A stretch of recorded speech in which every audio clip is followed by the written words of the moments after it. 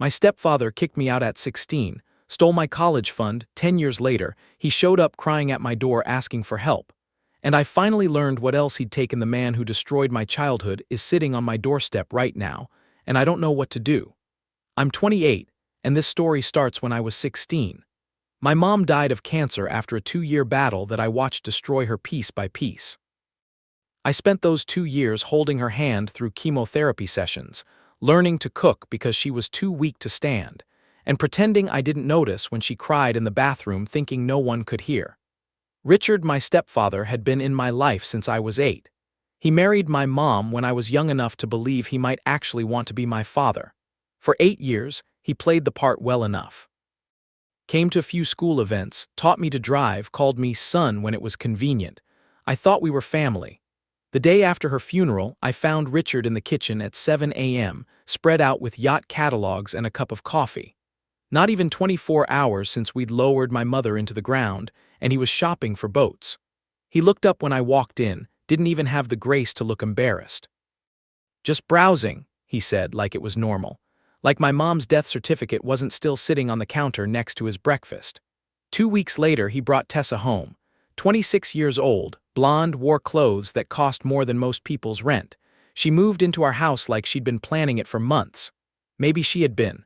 I came home from school to find her rearranging my mom's photographs, putting them face down in boxes. When I asked what she was doing, she smiled this sweet, vacant smile and said, "Richard thought it might be time to redecorate. Fresh start and all."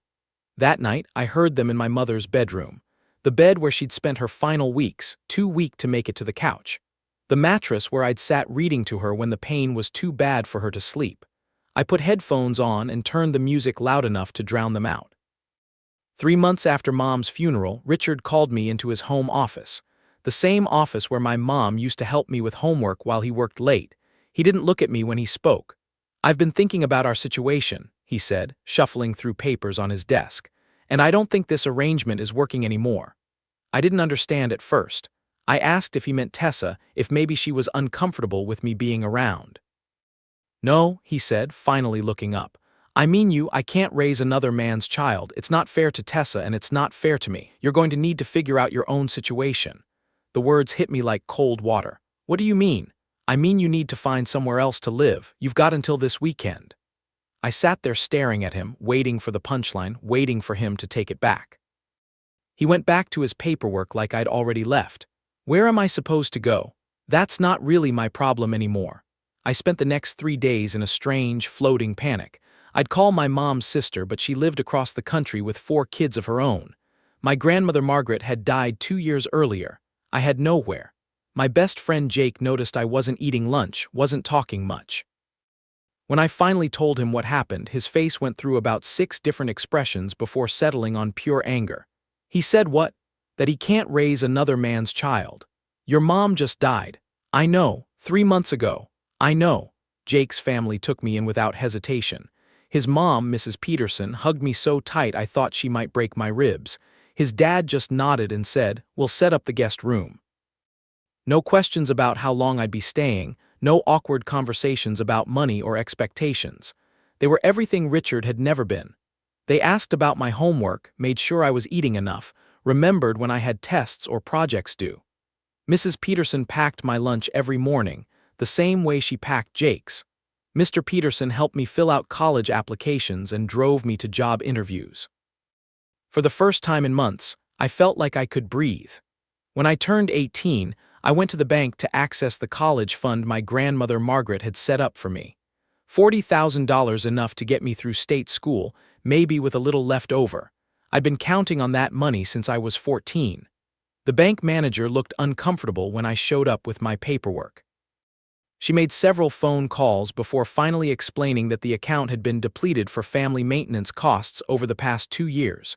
Richard, as the trustee, had withdrawn it all. I called Richard from the bank parking lot. He answered on the 4th ring. "I need to know what happened to my college fund." "Medical bills," he said without missing a beat. "Your mother's cancer treatment was expensive." The money went to keeping the family afloat. That money was specifically for my education. "And your education wouldn't have mattered if we'd lost the house." He hung up before I could respond. I sat in that parking lot for an hour, staring at the paperwork that showed a zero balance where my future used to be. I was 18, had no money, no lawyer, no way to fight someone who understood the legal system better than I did. I swallowed that betrayal the same way I'd swallowed everything else silently, with no one to witness it but me. I worked my way through community college washing dishes and stocking shelves. Transferred to state school on academic scholarship, graduated with an engineering degree and enough debt to buy a small car. Built a life that was entirely my own: good job, decent apartment, friends who chose to be around me instead of feeling obligated. For 10 years, I had zero contact with Richard.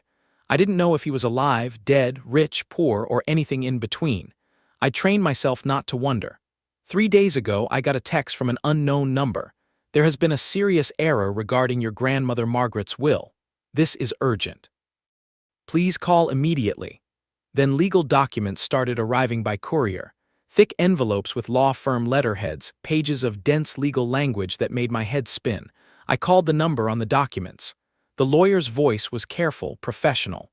Mr. Caldwell, I'm calling about a trust fund your grandmother established in your name.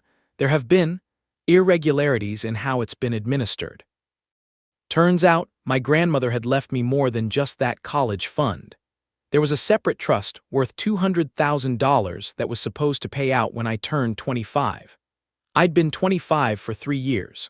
Richard had been collecting that money by telling the trust administrator that I was emotionally unstable and not ready for financial responsibility. He'd forged documents, altered dates on official paperwork, created an entire false narrative about my mental state to justify withholding my inheritance. The only reason any of this came to light was because Tessa, the woman Richard brought home 2 weeks after my mother's funeral, had been having an affair with Richard's business partner. When she filed for divorce, she cleaned out every account she could access and disappeared with their shared business partner to God knows where. Richard's bankruptcy proceedings exposed the trust irregularities. The lawyer managing my grandmother's estate had reported him to the authorities. Richard is now facing criminal charges for fraud, forgery, and theft. Everything he'd built with my money, the house renovations, the business investments, the lifestyle he and Tessa had enjoyed, it's all gone. Seized by the courts, sold to pay restitution. And now he's sitting on my doorstep. I can see him through the window. He looks like he's aged 20 years in the past month. Hollow cheeks, clothes that hang loose on his shrinking frame, hands that shake when he lights his cigarettes. Every few minutes he knocks on my door and calls out, "Son, please, I just need to talk to you." The word son makes something cold settle in my chest every time I hear it. He's been out there for 4 hours now. It's getting dark, and I don't know what I'm supposed to do with all this anger, all this vindication that came too late to matter. Part of me wants to go out there and ask him if it was worth it. If destroying a grieving kid's future felt good when he was spending my money on his new wife's lifestyle. But mostly, I just want him to disappear the same way he made me disappear 12 years ago. I keep thinking about that 16-year-old kid with the backpack, and I wonder what he'd want me to do. Update 1, he waited outside for 7 hours before I finally opened the door. I've been watching him through the window, trying to work up the nerve to either face him or call the police. He'd aged terribly, 20 pounds lighter than I remembered, with hollow cheeks and clothes that used to be expensive but now just looked wrinkled and desperate. His hands shook every time he lit another cigarette. Around hour 6, my neighbor Mrs. Chen knocked and asked if everything was okay. She'd been watching him too, she said. Wanted to make sure I wasn't being harassed. It's complicated, I told her. Family usually is, she said, but kindly. When I finally opened the door, Richard started crying before I even spoke. Not angry tears or manipulative tears, the kind of broken sobbing that comes from someone who's run out of options. It should have satisfied some part of me, seeing him like that. Instead, it just made me tired. Ethan, he said, and my name in his mouth sounded wrong after all these years. Thank God you're here. I stood in the doorway, one hand still on the door frame, ready to close it again. What do you want, Richard? I know I messed up. I know I was wrong about everything. But I'm completely alone now, and you're all the family I have left.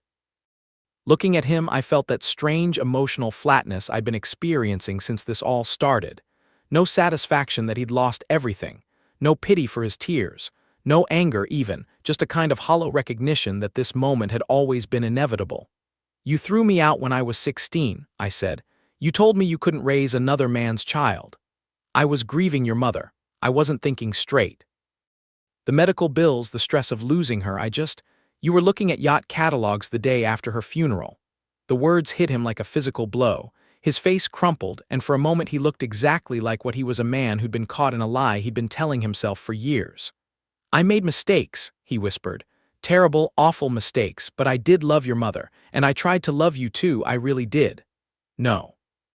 The word came out flat, matter of fact. "You didn't. You housed me for 8 years because it made my mother happy. The moment she was gone, you couldn't wait to get rid of me." "That's not true. You stole from me twice.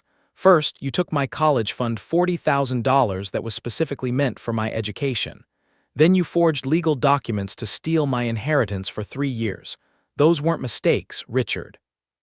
Those were choices." His face went through several expressions: denial, anger, desperation. "I was trying to provide for us. The business was struggling. Tessa had expenses." "Tessa," I almost laughed. "The woman who was screwing your business partner while you were stealing from me to pay for her lifestyle." He flinched like I'd hit him. "Where is she now?" I continued. "Now that you've lost everything, where's all that love and commitment you threw me away for?" "She's gone." His voice was barely a whisper. "She took everything and left with Marcus. They emptied the accounts, sold assets, just disappeared. So now you're here because you have nowhere else to go." He reached for me then, stepping forward like he was going to hug me. I stepped back immediately and he froze. "Please," he said, and his voice broke. "I have nothing left, no one left, you're my son." "No, I'm not." The words came out calm, final. "You made that very clear when you put a 16-year-old on the street 3 months after his mother died. I can make it up to you. I'll do anything. There's nothing you can do. You can't give me back those nights I went to bed hungry because I was too proud to ask the Petersons for more food. You can't undo the panic attacks I had filling out college applications, knowing I couldn't afford tuition. You can't return the years I spent wondering if I was worth loving." I stepped back into my house and put my hand on the door. "Wait, please. I need you to leave now." "Where am I supposed to go?" I looked at him, this man who'd shaped so much of my pain, who'd taken my childhood sense of security and ground it into nothing. "That's not really my problem anymore." I closed the door. Through the window, I watched him stand on my porch for another 10 minutes, crying openly now. Then he walked slowly to his car, not the BMW he used to drive, but some beat-up Honda that looked like it came from a buy here, pay here lot. He sat in the driver's seat for a long time before starting the engine. I thought I'd feel something watching him drive away. Relief, maybe. Vindication. Instead, I just felt empty. I went back to my laptop and tried to focus on work. Around midnight, I realized I'd been staring at the same spreadsheet for 3 hours without processing any of it. The phone started ringing the next morning. Richard's sister Diana called first. I hadn't heard from her in over a decade. "Ethan, this is your Aunt Diana. I think we need to talk about Richard." I almost hung up immediately. "We don't have anything to talk about. He's staying with me right now and he's in bad shape, really bad shape. He's not eating, barely sleeping. He keeps talking about how he's lost you forever. He lost me 12 years ago when he threw me out of the house. You were just a kid then. He was overwhelmed dealing with Laura's death. I was dealing with my mother's death too. I was also a kid who just lost the only parent who ever actually wanted me." There was silence on the other end. "He's talking about suicide, Ethan. He says he has nothing left to live for." The words should have affected me more than they did. "That's not my responsibility. He's family." "No, he's not. He made that clear a long time ago. Your mother would be ashamed of you for turning your back on him like this." That one hit different. I felt something hot and sharp rise in my chest. "My mother would be ashamed that she trusted her son to a man who stole from orphans," I said. "Don't call me again." I hung up and blocked her number. But the calls kept coming. Richard's nephew called an hour later with the same message. Then his old business partner's wife, then people I'd forgotten existed. All with the same story. Richard was desperate, broken, suicidal, all with the same demand. I needed to be the bigger person and forgive him. By the end of the day, I'd blocked 7 numbers. That night, I called Mrs. Peterson, Jake's mom, the woman who'd taken me in when I had nowhere else to go. "Ethan, honey," she said when she heard my voice. "How are you holding up with all this legal business?" I told her about Richard showing up, about the calls from his family. I told her about the guilt I was starting to feel, about wondering if I was being cruel. She listened without interrupting, the way she always had. "You know what I remember about you when you first came to stay with us," she said finally. "How much trouble I was. How polite you were. How you'd ask permission for everything. Could you get a glass of water? Could you do your homework at the kitchen table? Could you take a shower?" It broke my heart because 16-year-olds shouldn't have to ask permission to exist in a home. I was quiet. "You spent 2 years with us learning how to take up space again, learning that you deserve to be fed and cared for and worried about. And now his family wants you to go back to making yourself small so he can feel better about what he did to you. But what if he really does hurt himself? Then that's his choice. Not your fault, not your responsibility. You didn't create this situation, Ethan. You were a child." After we hung up, I sat in my kitchen in my apartment that I'd earned through years of work and sacrifice, and tried to figure out why forgiveness felt so impossible. It wasn't the money, though that hurt. It wasn't even being thrown out, though that had nearly destroyed me. It was the casual cruelty of it. The way he'd looked at a grieving kid and seen only an inconvenience. The way he'd stolen my future and spent it on a woman who didn't even care enough to stick around when things got difficult. The calls kept coming for 3 more days. I stopped answering numbers I didn't recognize. Update 2, the pressure from Richard's family escalated in ways I didn't expect. After blocking Diana's calls, I thought that would be the end of it. I was wrong. The next morning, I walked out of my office building to find Diana waiting in the parking lot. She looked exactly like Richard's, same sharp features, same entitled posture, but angrier. She'd been waiting for over an hour, she said, because this was too important for phone calls. "We need to talk about Richard," she said, stepping into my path as I tried to walk to my car. "No, we don't." "Yes, we do. He's family, Ethan. Whether you like it or not." I stopped walking. "He stopped being my family when he threw me out at 16. You were a difficult kid. Your mother had just died. Richard was struggling with grief and financial pressure. I was grieving too. I just lost my mother. But you were someone else's child. He didn't owe you anything." The words hung in the air between us like poison. I stared at her, trying to process the casual cruelty of what she'd just said. "He didn't owe me anything," I repeated slowly. "That's not what I meant." "Yes, it is. That's exactly what you meant. That's exactly what he thought when he kicked out a grieving 16-year-old. She backtracked quickly, but the damage was done. "Look, that was then, this is now. Richard is living in his car, Ethan. He's lost 15 pounds in the past month.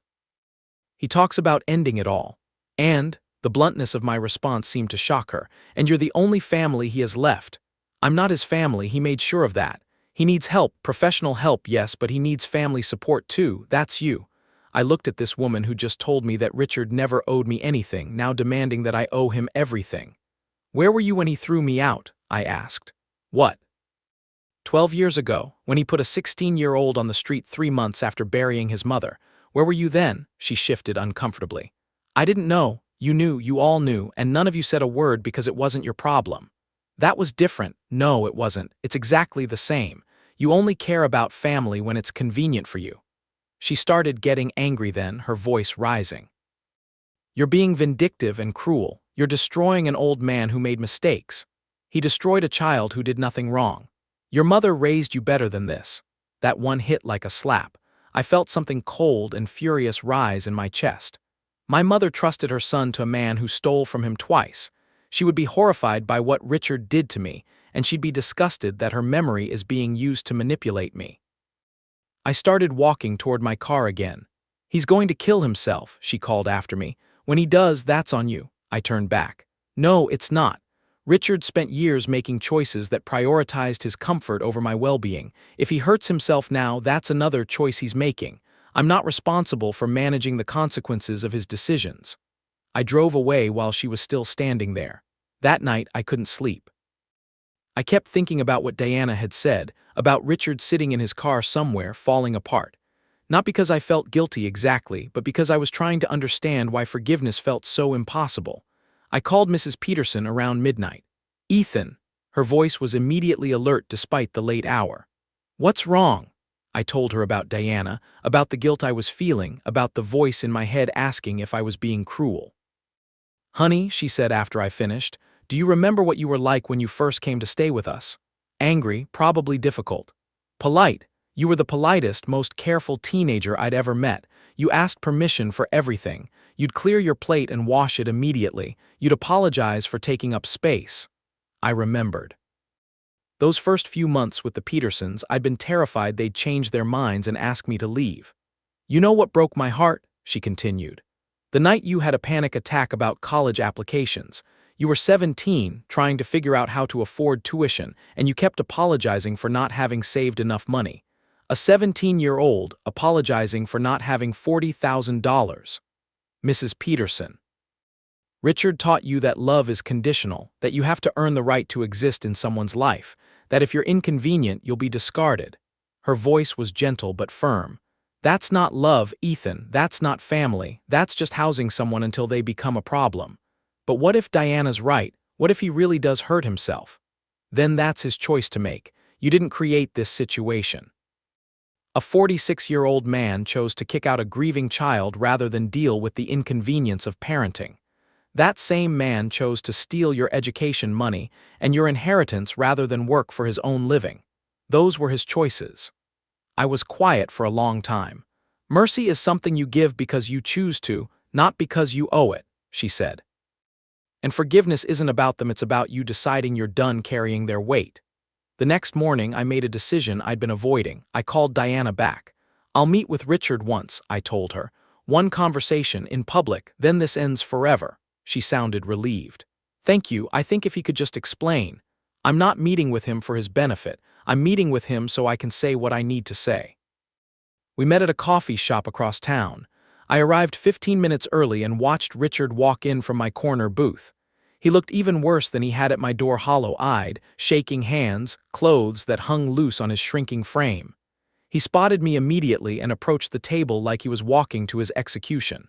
Thank you, he said as he sat down. Thank you for coming. I didn't think. I'm here to say something and then we're done forever. His face fell, but he nodded. I'd rehearsed this conversation for 2 days. I'd written down what I wanted to say, practiced it in the mirror, tried to anticipate his responses. But sitting across from him, looking at this broken man who'd once held so much power over my life, the words came out different than I'd planned. You didn't make mistakes, I said. You made a series of deliberate choices that prioritized your comfort over my well-being. I know that now, but I was grieving your mother, the finances were. I was grieving her too. She was the only parent I had who actually wanted me, and I just watched her die slowly over 2 years. But instead of helping me through that grief, you decided I was too much trouble to keep around. He started to speak, but I continued. You chose to kick out a 16-year-old rather than deal with the inconvenience of parenting. You chose to steal my college fund rather than budget responsibly.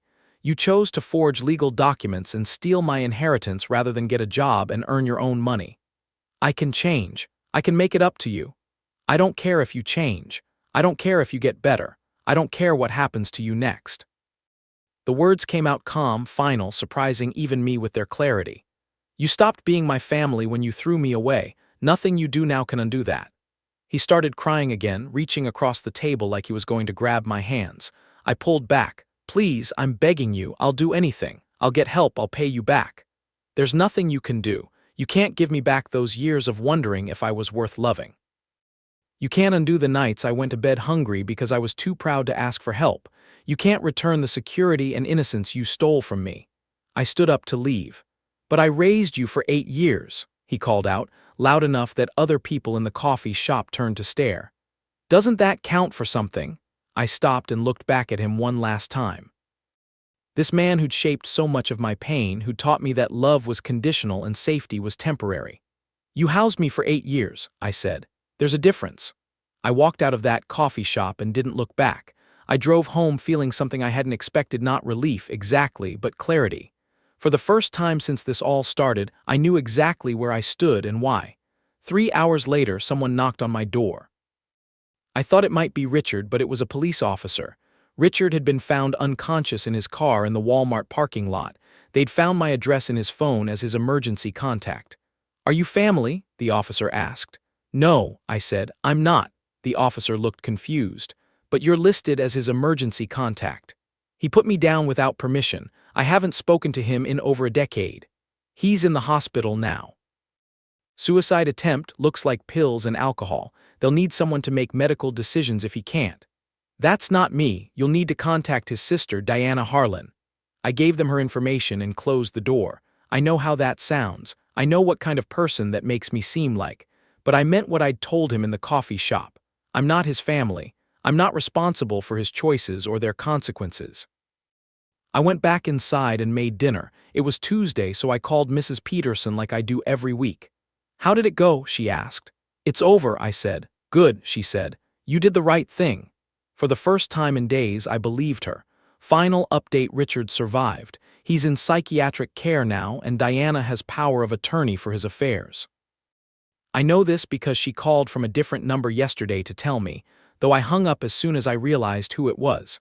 I've been thinking about the messages I've gotten over these past few weeks, both the supportive ones and the ones calling me heartless. Some of you think I should have helped him. Some think he got what he deserved. I understand both perspectives, but I realize now that this was never really about Richard. It was about something I learned about myself these past few days. For 12 years, I thought I was angry at Richard for throwing me out, for stealing from me, for choosing his comfort over my well-being.